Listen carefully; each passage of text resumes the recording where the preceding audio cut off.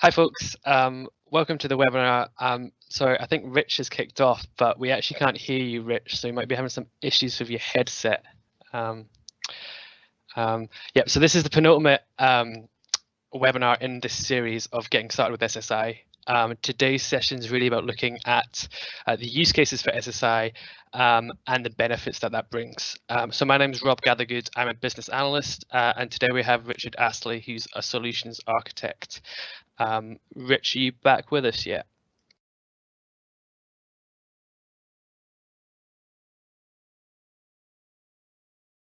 Still not getting you, Rich. So I'll just go into the next slides if we can. And we'll just give a quick recap of the last webinar that we did. So this is where Chris, our CTO, and Antonius, one of our lead developers, we were talking specifically about Microsoft and their decentralized identity stack.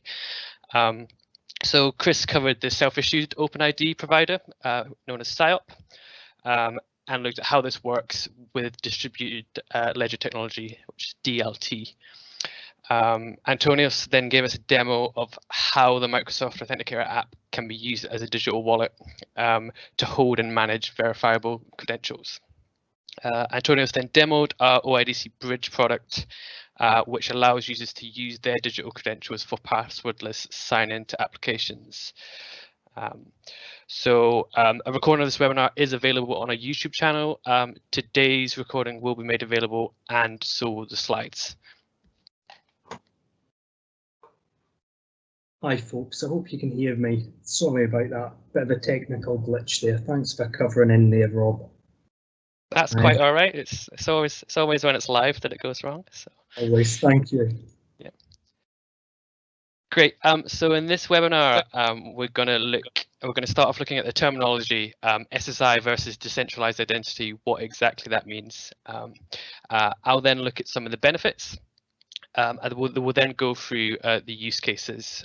So we've got a few for you today. The first being renting a car and how credentials can be used there to improve that process.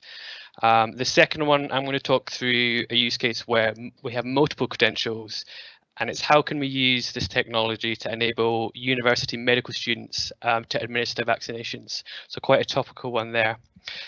Rich is then going to talk through a hackathon that we took part in last September and what we did for that. He's then going to talk through authenticating to existing systems, so how you can use this technology beyond proving your identity to actually log into separate systems. Then we're going to look at some additional use cases as well. So, and we'll get around to some questions. So please feel free to just drop questions in the chat. We'll pick up on them as we go, and then we'll get around to that at the end. So Rich, if you're with us, can you give us a talk through the terminology, please? Yeah, great. Okay, so I'd like to just spend a couple of minutes just talking about some of the terminology that you'll hear used when we talk about decentralized identity. So you'll hear the term self-sovereign identity being used in some webinars and blog posts. So this term's used mostly when discussing Hyperledger Aries-based products, and the core concept of that is that a user has sovereignty over their digital identity, and that they store their digital identity on a device that's under their control. Another term that you'll hear being used is decentralized identity. And decentralized identity still has the user's data under their control, but doesn't always have to be stored on a device that's under the user's control. This could be stored on a personal online data store and is still decentralized identity, just meaning that it's not stored by some central authority like an identity provider. This term's always used when we discuss the Microsoft DID project using OpenID Connect SIOP, which actually still has all the data on a device that's under the user's control.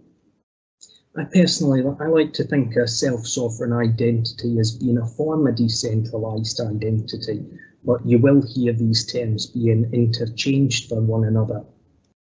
So what I'd like to do is just give a quick recap on what SSI and decentralized identity does. So let's think about the parties involved first. So the parties involved in decentralized identity are the issuer, the person that issues credentials. We've got the verifier, the people who want to verify some attribute of a user's digital identity. And then we have the holder, and the holder is that user. So they hold and manage their own digital identities. And a verifier has no direct relationship with an issuer, like they do with federated scenarios, like the identity providers that we use today. So trust in the relationships gained through a distributed ledger, and this ledger supports distributed public key infrastructure and allows public keys to be exchanged between parties. So how does it all work? So the way it works is an issuer can create a private and public key pair. They then create a DID document which contains the public key, and they write this DID document to the distributed ledger. Once an issuer has written their DID document onto the distributed ledger, they can then start issuing credentials. So the issuer can create a credential and they can issue this to a holder. The holder stores these credentials in the digital wallet, and when asked to provide proof from a verifier, they can answer the proof request with a verifiable presentation containing attributes from the credential. The verifier can then resolve the DID document containing the public key from the ledger and verify the credential was issued from the issuer. And this is what forms the trust between the issuer and the verifier.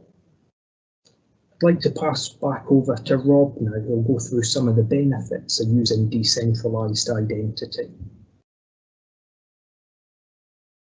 Thanks, Rich. I think that overview was really good. I think if anyone is interested more on the technical side, some of our previous webinars cover that a bit more in depth. So if you do want to go and look back through our YouTube channel, you can find a bit more information around the technology behind this. So I'm going to look at some of the benefits we can gain with this approach to our identity in general. So I think the first one is that we no longer need usernames and passwords. So we can prove who we are with a verifiable credential instead, and then systems can grant us access based on these credentials. I think we're all sort of guilty of reusing the same password, even though we know we're not meant to. So if one of these does become compromised, it's obviously a huge problem. Next one is to do with fraud. And I think the example here is, you know, if you lose your credit card or your debit card and someone picks up, they can start using that, you know, whereas and enter those details online, etc. Whereas if you had your bank details in an actual credential, you can use this instead, which is secure, and it means that no one else can fraudulently use that. Simple onboarding is another benefit. So we have one-click onboarding journeys. So instead of having to fill out multiple entries in a form, you can just present your credential, and that form is automatically auto-filled with the information that you've already got. It stops tracking in that with this approach, there's no way for identity providers to track and sell on your information. Another benefit is the carrying capacity. So there is no limit in terms of what you can have in your wallet. So you're able to store your passport, your utility bills, all within the same digital wallet. So if you ever get that impulse to buy a new car, you've got everything you need with you, and you can present that to the dealer and walk away with the keys. So the benefits also work both ways, in that they do benefit the services we're interacting with. So there's increased security as a customer, as a client, because you know your customer is the same person returning to you each time, and there's no chance of that someone else impersonating them. There's enhanced trust with the information that we give them. There's also the simple onboarding helps here because it's more friendly from a user experience perspective, and they're not going to be put off by some complex and convoluted registration journey. Interoperability is the next benefit here. so all the information that's being issued within the credential. You don't need to handle this in different ways. The sharing between information is the same between separate systems. And finally, one that's very topical is the hygiene element of this. So whereas normally you're having to hand over your passport or your driver's license, and there's just that unnecessary contact where you're sharing your germs with someone else and you're getting their germs back, this just eliminates that. It's all done via the digital wallet, and it can all be transferred sort of through QR codes in that way. So we're now going to look at some of the use cases here. So the first one, we're going to talk about renting a car. So I think the scenario here is if you've just you're stepping off a 12-hour flight, potentially in a foreign country, and you want to hire a car to get to your hotel. You've probably booked this online, you've given them some of the information, but then you have to stand in line to receive your keys. So many rental places will ask for a minimum of your driving license, some sort of valid photo ID, and a proof of address. But the majority of them want 3 separate documents for this. You can't just give them your driving license despite the fact it has this on it. So you'd present these documents to the employee. They would then manually type in the information into their system. And I don't have a statistic, but the last time I did this, it took about an hour from joining the line to actually getting my keys. So not great. So if we had these identity attributes digitally via SSI, we'd then have all of them sitting in our digital wallet, which is on our mobile phone. So then instead of having to hand over all these documents to the employee at the desk, they can generate a QR code in their system. We're able to scan that, and from that we'd receive a proof request, and then this proof request would be asking us for all this information from our digital wallet, and then as the user, I'm empowered to approve or deny that request. So if I think they're asking for something they don't need, I can deny that. So the real benefits here is the speed and how it will just make this process much easier for both sides.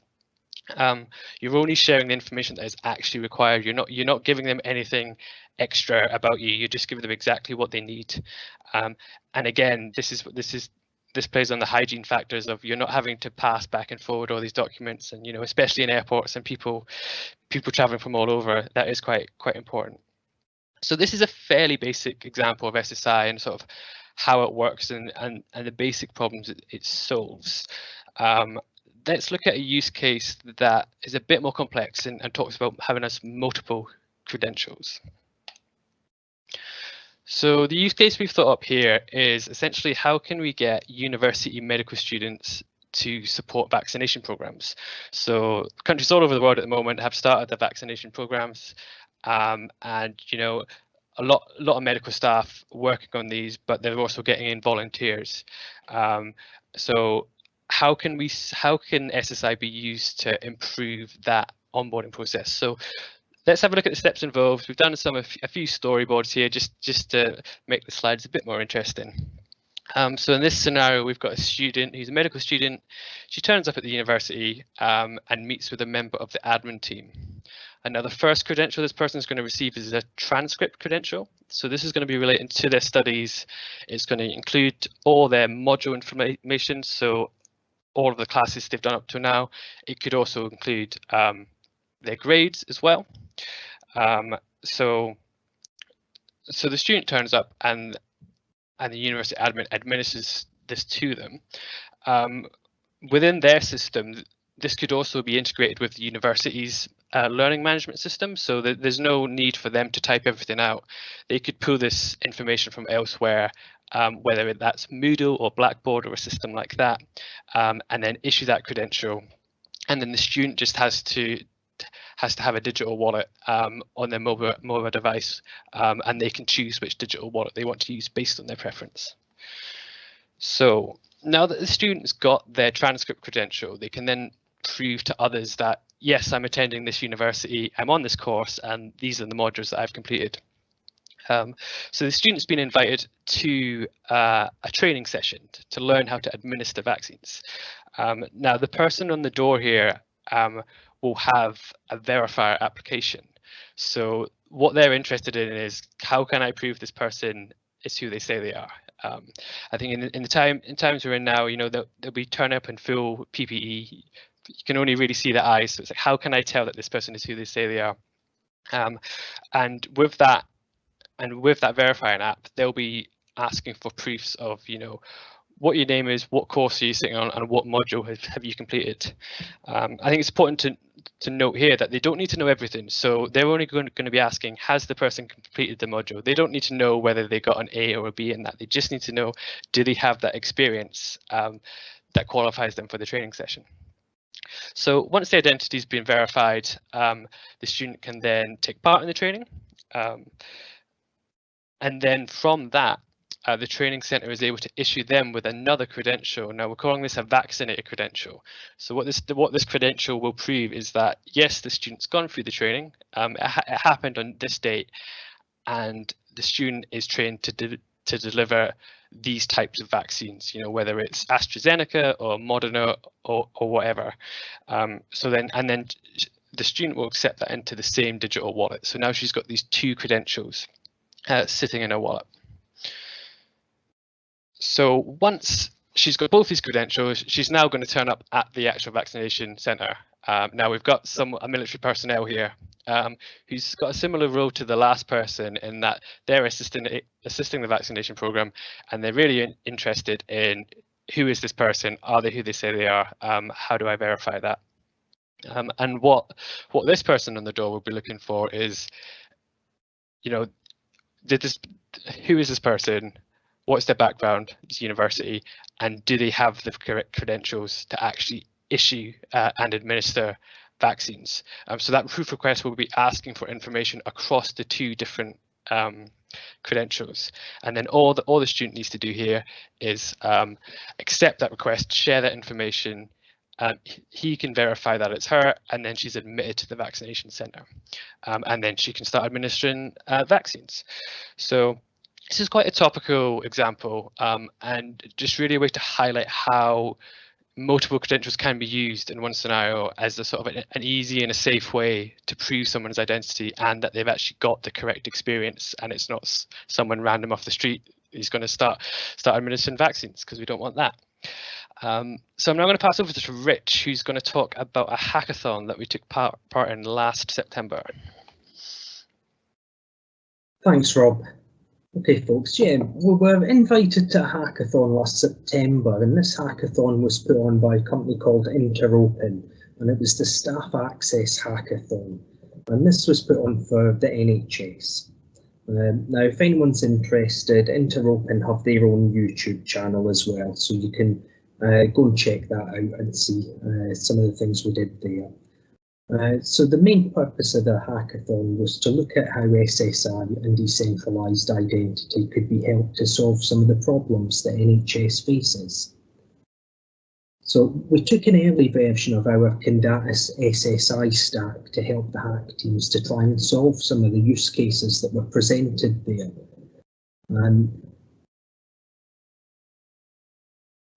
We focused on NHS staff movement, which NHS staff movement's another one of these topical issues that we've seen during the COVID period, where NHS staff have to be deployed to different organisations that they don't normally work with.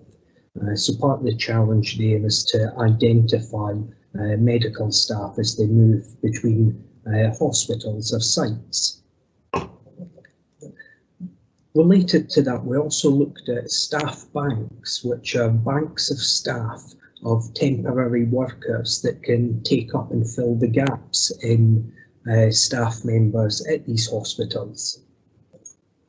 One of the other interesting use cases that we looked at there as well was medication prescriptions, and how this could be done using verifiable credentials instead of paper prescriptions. And the final part that we took there was also our OpenID Connect bridge, which was used to provide system access using a verifiable credential. So it was really good to take part in this hackathon, and we actually won this hackathon.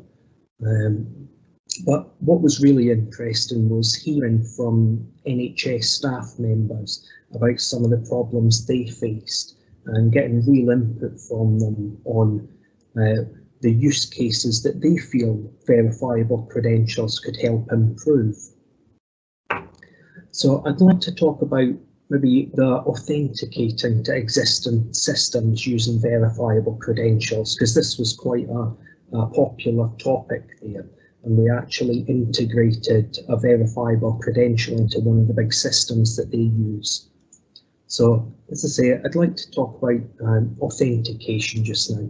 So, currently existing systems don't use decentralized identity. Most of the systems out there, they still use OpenID Connect standards, and these standards really return authentication tokens back to relying parties, and relying parties can grant or deny access based on these tokens. So one of the things we'd like to look at is really how do we get relying parties starting to use verifiable credentials for this? And I see there being kind of two options here. We can have relying parties do a lot of the work to integrate decentralized identity agents to verify credentials within their systems. Now, obviously, there's a couple of barriers we see there that stops easy adoption of this technology, and that is it's quite complicated tech. It's relatively new and it's unfamiliar with a lot of the developers out there right now. And there's lots of different protocols that are being used.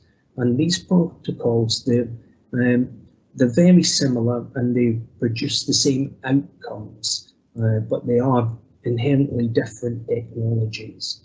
We've got a lot of wallets out there and agents that use Hyperledger Aries as protocols, and they use DIDCOM for communication. And we've got other agents and wallets out there that use the OpenID Connect SIOP standards. So it makes it quite hard for relying parties to integrate this because they have to do lots of work just to support these individual protocols and wallets. So we've been thinking hard about a second option for them to make it easy to integrate, and that's what we're calling our OIDC bridge. So what this does is it allows relying parties to still communicate using OpenID Connect. And what a bridge does is a bridge uses one of our products of Condatis middleware to actually verify the credentials.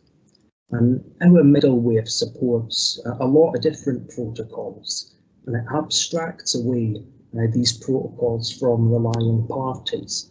So the main ones we have focused on right now are Hyperledger Aries and connecting with the Evernym wallet, which is ConnectMe. And we'll also work closely with Microsoft and their DID project, which is using a Microsoft Authenticator app for managing digital identities. And this uses the SIOP, which is a self-issued OpenID provider. So the end results are very similar, but they do use completely different technologies to achieve it. So what our OpenID Connect bridge does is it converts verified attributes that have been retrieved by making a proof request to a user.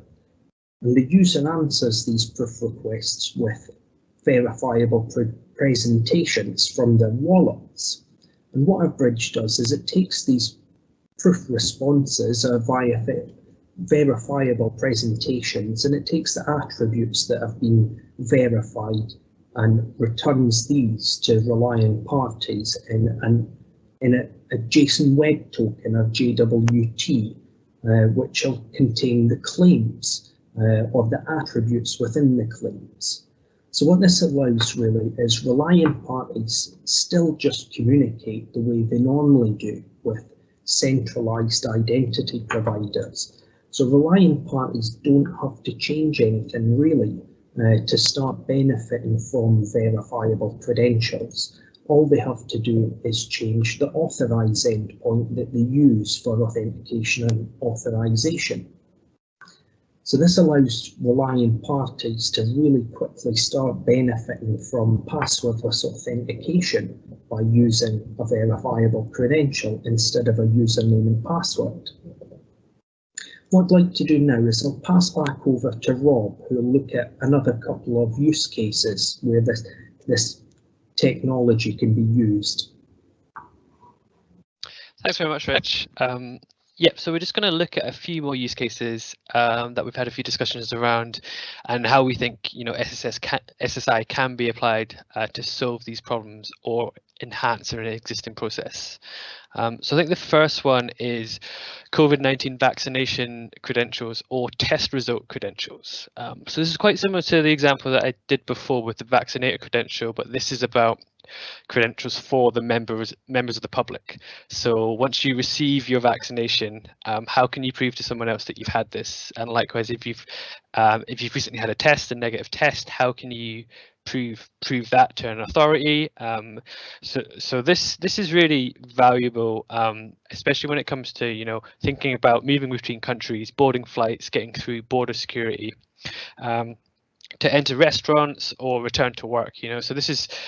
So we've already seen in the news people are selling fake COVID test results. So if you need to prove to an airport or to a local government that you've got it, there are ways to obtain this illegally, which is obviously a big problem because you've got people who are untested potentially spreading a deadly virus. So what this would allow is that you've got a verifiable credential that's been issued by the government, and you've got that on your phone, so you're able to share that with whoever. So this is really key to industries like tourism and hospitality, because it essentially allows for that movement to start again with the assurance that you've got people who've been vaccinated or who have negative test results.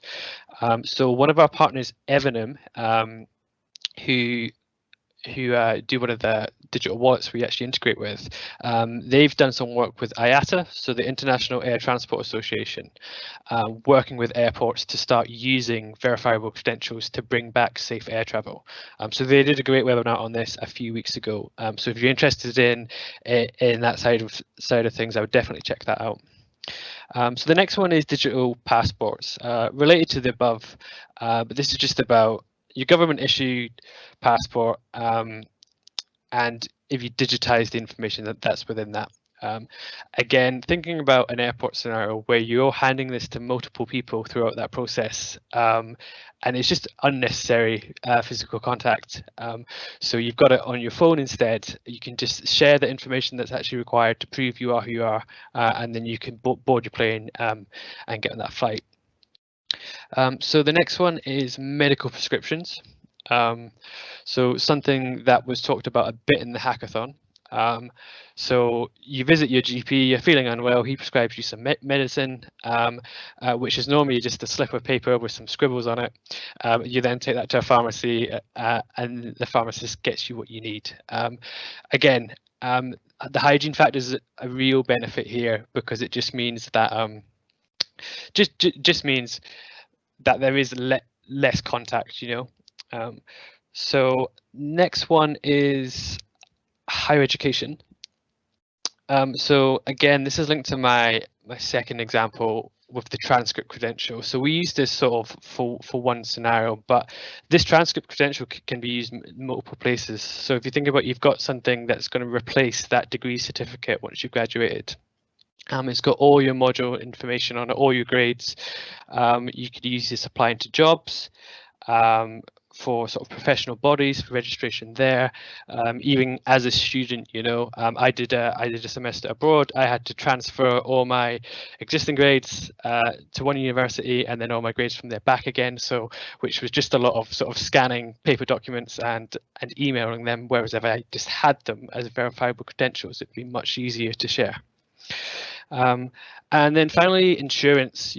So again, insurance is just an area where there are a lot of personal information that needs to get passed around, whether it's sort of home insurance or motor insurance. But a good example I've got here is pet insurance. So I took my cat Gatsby to the vets the other week, and the vet did what they did a great job. But to claim on his insurance, I need to print off a form from the insurers. I need to complete half of that form. I need to go back to the vets, who then completes the second half of the form and then post this out to the insurance company, which it's a bit of a faff. It's not ideal. It's multiple journeys to just get that done. Whereas I've got all the information about my cat already and all the insurance details, so I can share that as part of a claim to the insurance company, and the vet can then share the work done separately, which just eliminates this need for this one document that's going back and forth. We can just do that all digitally. So that's just one example of something I've seen recently, which I'm like, this would be so much easier and so much more straightforward to claim on my insurance. So yeah, again, this is just really a few topics that we had some discussions around, but SSI does work, in a lot of industries, and that's what we're exploring at the moment. And over the past year, Condatis has developed and delivered SSI solutions. Unfortunately, these are in beta testing at the moment, so we can't talk about these openly just yet. But alongside this, we have been developing our own SSI products, which will allow more organizations to get started with self-sovereign identity. So I think we're pretty good on time, because I rushed it at the start because I took Rich's thunder. But I think if we can move on to some questions, Rich. Yeah, thanks very much, Rob. I think it's really good to start looking at the use cases that are there. Certainly gets my brain thinking, and I hope it gets the attendees' brains thinking on sort of what problems they have and the sort of situations where verifiable credentials can be used to solve those problems. So I think we'll see an awful lot coming over the following year of these credentials being used in our daily lives. So questions, let's have a little look and see what questions we had, and I see there has been a couple in. So I'll just take it from the top here. So yeah, we had, what are the limitations of self-sovereign identity, or SSI? Okay, so some of the limitations of it, let's think. Okay, so really, I think that part of it's in the name with its identity. Now, we obviously have a couple of different concepts going on here. We have decentralization, which can be decentralized systems. So this is kind of where you have an issuer and a verifier. These can be classed as decentralized systems. So there's plenty of techniques on how you create decentralized systems and how information is communicated between these systems. And this is in essence what self-sovereign identity does, but it's not just any information. Really, a lot of this information is based on a person's identity. So if you think you've customer sort of scenarios here, or some of the use cases Rob's taken us through, these are perfect for self-sovereign identity. What they're not great for is data that constantly gets updated. The technology supports revoking credentials, so you can issue somebody a credential and you can revoke it and reissue a credential. So one of the things we get asked about is loyalty cards and people collecting some sort of points based on loyalty.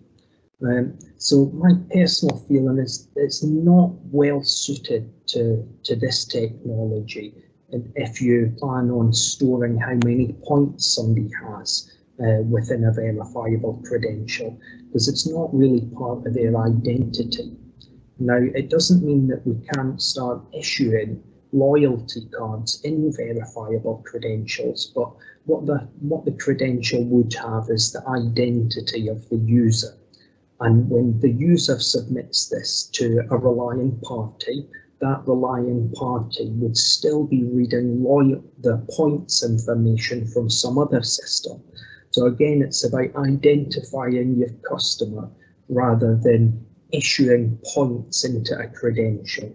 So if you think every time somebody bought their shopping, or they went and bought a cup of coffee from a coffee shop, if they have to keep revoking and reissuing credentials for these sorts of scenarios, you would build up an awful lot of credentials in your wallet, and they would be revoked and reissued maybe on a daily basis. So I think this is probably one of the limitations, that it's not just about putting any data in a credential that allows decentralized systems to talk to each other. That there's plenty of other techniques to do that, and a credential can be used for the user to carry an identifier between one system and the other, and then we would use some of these alternative techniques to join these decentralized systems together. So I hope that kind of answers a little bit. And by all means, if you want to go a bit further into this, get in touch with us and we can talk in person about it. So I'll move on to some of the other questions that we've had. Okay, so can the OIDC bridge be used can it be used for other purposes than authentication? Okay, yeah. Now, the OIDC bridge example we showed there was to provide system access to relying party systems, but it doesn't only have to be used for that. If you've got a credential in your wallet and a relying party is used to talking over OIDC, they can still make a proof request even though they're not going to use that information to provide system access. So they can still benefit from our bridge and the ability to still communicate over OIDC. It's just what they use, the claims that come back to them that's different. So this could be used for systems that want to start benefiting from verifiable credentials, but don't want to get involved with having to implement all the agents and all the different protocols and wallets. So what that does is, in essence, a relying party can use OpenID Connect to request a set of scopes from the bridge. And what that scopes could be, for instance, maybe first name, last name, address details. And what the bridge will do then, it'll still make a proof request for the user to respond to with a credential from their wallet. So the bridge will receive this proof response or verifiable presentation. It'll take the attributes from the presentation, verify them, and still return a JWT token back to a relying party. The relying party could then populate a form with them, could do some other action. So it's really down to the relying party at that point what they needed the information from. So this is another way that they can quickly start benefiting from verifiable credentials. Okay, so there's another question there. Vaccination test credentials. I hear IATA is doing this. Are they using this tech? Yeah, I believe they are using this tech. So a company called Evernorm, one of our partners, they actually gave a webinar about this, which I think they'll go a lot further in depth than I can in a question here. But yeah, the idea is there'll be a set of test centres out there that are all trusted to issue these credentials. So what we'll do is if you're trying to travel between countries, you'll be able to get a credential issued from a valid test centre and carry that with you. And when you try and cross borders, they'll be able to make a proof request for one of these valid test certificates. So what they are doing as part of that is building up this trust framework on which centres and which countries are all trusted issuers, really. So as long as you've got one of these credentials from a trusted issuer, then they'll let you in the country. Okay, let's see. Okay, yeah, a quick follow-up, and it's whether they could be reused. That's in relation to a vaccination test credential, yeah. Okay, so yeah, I don't think you're limited on how many times you could use this credential. If you're a frequent flyer and jet setting around the world, which I don't think many people are now, but if you are the type of person who travels into multiple credentials, then this single credential is going to grant you access. I think as well on that, Rich, you know, we've I think the thing with the test credential is like it'll be valid this month, but it will not be valid next month, right? So I think what you can do, like we've built in expiry dates to some of our existing credentials. So the system will reject the verification after a certain time.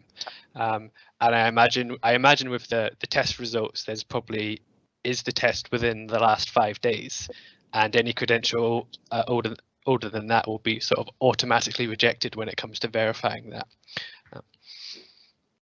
Yeah, that's a good point, Rob. Yeah. Okay, so next one we've got is how do digital wallets work? Okay, yeah, this one's a little harder, so let me take a moment for this. So your digital wallet's an application that you can keep on your phone, or it can actually be online as well. So a digital wallet contains an agent, and these agents we spoke about in previous webinars. Agents really an agent of self-sovereign identity. And what the wallet and agents do is they create public and private key pairs. Yeah. So what that means is it'll generate a private key similar to the process we saw with an issuer there, and it'll keep that secret on your device. And what it'll do is it'll manage any verifiable credentials that you store on that device. They'll all be encrypted on the actual device. And any time that we answer a proof request coming from a verifier, we'll use a public key to actually sign the proof response that we're sending back to them. So that the main job of the wallet there is to manage relationships between public and private key pairs. Can also maintain connections as well if we're using Hyperledger arrays, where it's not just a static public and private key that's used for exchanging, but it's what they call a pairwise DID, which is unique DID identifiers that are used to enable relationships between two agents, one being the agent within the wallet and another being the agent of the verifier or issuer. So it's really an application that you hold there that can handle and manage these relationships and the cryptography keys that you're going to use, and also allowing the user to grant and deny permission to accept and share attributes. Just see if we've got any more. I think that might be the last of the questions that we've had through. Is there anything else you can think of, Rob, that may be worth going through today? Or is there any other questions people have online? If they want to post them in, we can answer them.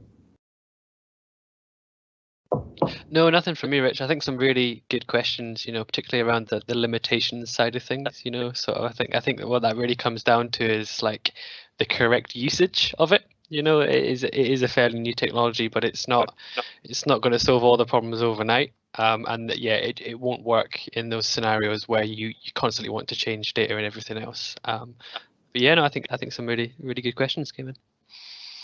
Like that. If anyone has any more questions that they think of after the webinar, please get in touch with us and we'll try and answer them.